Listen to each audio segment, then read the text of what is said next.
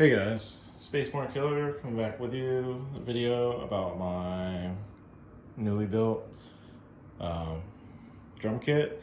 Having to re-upload the video because the one I did before, for some reason, it downgraded the quality to 480p, and I'm like, I did it in HDR, so here I am again. But just redoing it. But get back to it. As you can see, I have the Thor T950 with double bass drums. You can order these on Alibaba custom, so you can get whatever you want with it or take away whatever you want out of the kit. They are pretty good with going with whatever you want, and they'll give you a quote based on the things that you added or taken away and how much the shipping will cost. So go over here, check out the kit all the way around. As you can see, I am running the TD50X with the Sweetwater 16, two of them for crashes, the digital ride, the digital snare, digital hi-hat. For me, these are the two most important things of the Edrum kit because these need to be good. If they're not good, the experience will not be good, especially with the main module being a TD50X. These four things, the module, the hi-hat, the snare, and the ride, these I can put on any kit I want to. So even if for some reason I get bored of the lemon and I want to change it out, I still have these main three and it'll make the kit go. So that being said, let's go over the kit. I have a 15-inch china right here. I love that lemon gives you a china that looks, sort of like a china, so that way when you want to hit china, ooh, looks like a china. Then I have a 18-inch ride that I'm using as a crash. Got a 9-inch splash that I got from Lemon. And I got these two 12-inch crashes that I'm using as splashes. Another ride over here that's 18 inches. I think technically these are like 17 inches because this 18-inch from Roland is bigger. So I'm thinking these are it's like 17 and a half and just round it up, but no biggie. Then right here, another china. So I got two chinas. And as you can see, these are the kick drums. So with these kick drums, they look great. I love the way they look. I love that it's, black sparkle, just get a little close up on it so you can see the metallic in it. That looks great. My dink is gonna be the mesh heads. So I ordered some Roland power plies because I can't get drum tech here in Japan. The shipping I was quoted was like $400 and just no way I'm gonna do that. So Roland is based here in Japan, so I'm just ordering from them, and that's free shipping. Those heads cost me $150 for both. Pretty expensive, but when it comes to mesh heads, especially those sizes, that's pretty much industry standard at this point. So it is what it is. But it will make the feel of playing on these heads much better. So if I were you guys, you get these. If you can stand the bounciness, cool. I cannot. The is way too bouncy for me. Like I've tried tightening them up all the way. I've tried loosening them. It's just not a good feel at all. So I'm replacing those with better heads. They actually should be here later this week, but they're not gonna really affect the video too much. So please excuse the mess in the background. I just got all my stuff from the States, organizing it, moving it around. So when you have these big moves, Stuff's kind of everywhere. And I'm a drummer, so my main priority was get my drum set up. Right here, you have the 10-inch lemon tom. These kits come standard with two 10-inch toms, but you're like, Space Worm, I see you have a big tom right there. So that used to be the snare. So this comes with a 14-inch snare. I converted the snare into a tom, so that way, because I already had the digital snare. So, and I have no real use for an auxiliary snare. It's not part of my playing style.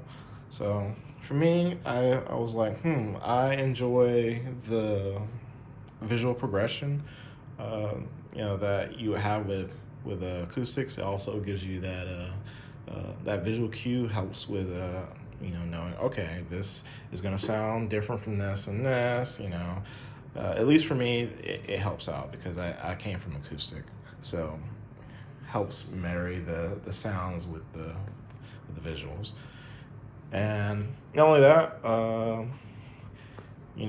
it's way harder to miss, so you're not, on these, because these are fine. These are a fine size, but you have a lot of Edrums out there that have 8-inch toms, and granted, it will improve your accuracy, no doubt, but it is hard to hit when you're trying to do speed rolls around the drum. So I prefer them to be bigger because I'm constantly moving around the kit and I need that flexibility. And then you're like, well, I know Lemon doesn't come in these racks. They do not. I bought this rack on, again, Alibaba. It's called Titan. I believe the guy just kind of makes them himself, because whenever I ordered them from him, he seemed like he was just making these all by himself. He was really good about sending these out to me pretty quick. Just know that since it seems like he's doing everything himself, it may take him some time to get back to you. But at least for me, this rack is well worth it. It's pretty sturdy. It's pretty solid. Like, that's some hard metal. This is good. This is good material. Like, you would think that this came from like Gibraltar or DW or something, because this is pretty solid. And down here, you see I have the Iron Cobra 2-legged hi-hat. This hi-hat is pretty good. Now, granted, do you need like a good hi-hat stand to use on the electric drum? Some would say no. However, having had the really, really cheap stuff and then having this feels way better. And at least for me so far, when it comes to like triggering and keeping the hi-hat in place and not letting it jitter too much, this hi-hat is way better. So if you can tough it out with the cheap ones, sure, go for it. But at least for me, I recommend at least a decent hi-hat, because these stands are gonna last a very long time. It's just like these pedals. It's an investment. I got the DynaSync direct drives from Tama. These are pretty great. They are really fast. I am not used to these yet, so I'm still getting used to doing double bass on them, but they feel really good. And over here, you see you have the floor tom. Now, you can order, like I said, you can custom order them, so you could get 2 of these if you want it in a kit. Me, I do the 3 tom layout. That is for me the best way I drum. And then, as you see, I have a lot of cymbals. I am a cymbals guy. I love doing hi-hats with splash accents, so that's why my splashes are arranged in this way. But everything has, a method to madness. And then I also have my cell phone holder, which you can just get like a bicycle cell phone holder, and it'll clip to it'll clip to your, you know, your rack, or if you're using stands, it'll clip to your stands. And then I'm also still using the Lemon Thor module over here. Now, the reason why I'm using it is because I ran out of room on a TD50X, and I was gonna use splitters, but I tried the splitters. So before I bundled everything up, made it all nice and neat, you know, I plugged everything together, made sure everything worked, dialed some stuff in. So even though I had the right splitters, Roland modules do not really like splitters that much. You can easily do them on the Cymbals. The Cymbals, it will take splitters in its tom, on its tom part, but when it comes to Roland module, it does not like it. So I don't recommend using a splitter. Just get an extra module, to be honest. The Lemon Thor right now, I have a crash, one 18 inches and a 15 inch, and the kick, this kick right here plugged in. As far as like an auxiliary module goes, this is a really good auxiliary module. Do not use it as a main module. Get a quality module for your main module. But if you just need extra drum instruments, this will do fine. It comes with a cable snake. I didn't use the cable snake because I don't have that many things I'm plugging in. You know, it does give you 3 extra slots, whereas like most of these modules you see only give you like 2 extra on the back if they have a cable snake. So that is actually pretty good. I enjoy that they did that.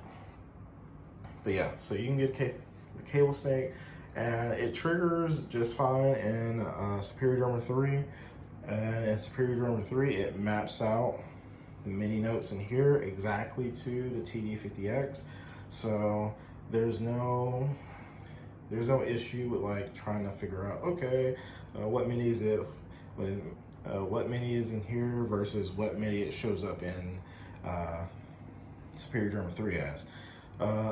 I do know that people had a hard time trying to figure out what the MIDI mapping was for it, and that's what it turned out to be, is that they just copied Roland, and at least from what I can tell, the MIDI notes in here are the same as the MIDI notes in the TD50X. But yeah, do not use any cheap modules as your main modules, especially not this one. This, you will have a terrible time. Now, it does have great features in the module, so you can go in, you can save, you can edit and save your trigger settings. So you can go in here, you can tweak some stuff. Once you get it the way you like it, you just save it. And make sure when you save it, you exit out, because while you're in the editing mode, it will add a little bit more latency to the module, just so you know. So make sure you save and exit, and then all you have to do then is just turn it on and make sure it's hooked up to your laptop. You guys have heard plenty, things about the TD50X, so I'm not gonna go over it too much, but the thing's amazing. Laptop, I've had this for a couple years.